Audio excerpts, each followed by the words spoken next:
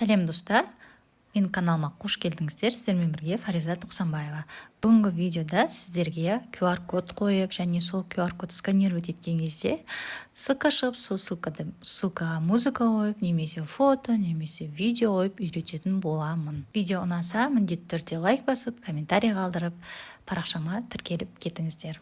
Жұмысқа керек приложениялар ол Яндекс.Диск және QR-код деген приложение міндетті түрде жүктеп алыңыздар. Қараңыздар, енді сізге клиент жаңа видео, аудио болсын, жібереді сізге. Яғни музыканы. Соны мен аламын. Тура басындағыдай істейсіздер. Выбирать етесіздер. Сосын стрелочканы басып, неге жібересіздер? Яндекс.Дискқа, Яндекс.Дискқа жібердік. Сөйтіп загрузить дейсіздер. Загрузка жасадық. Енді Яндекс.Дискке кіреміз.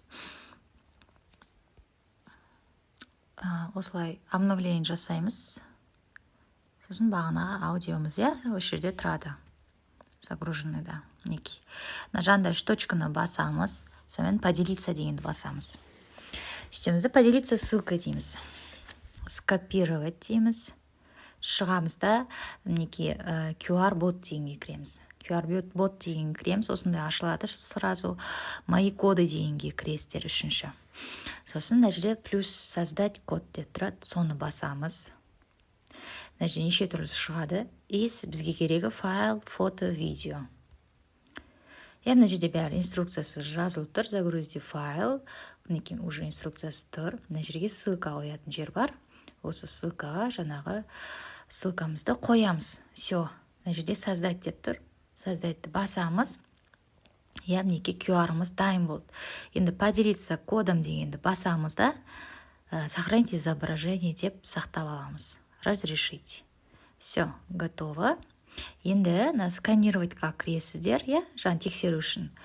Картинаны бастық, QR-ды таңдадық, выбрать дейміз. Все.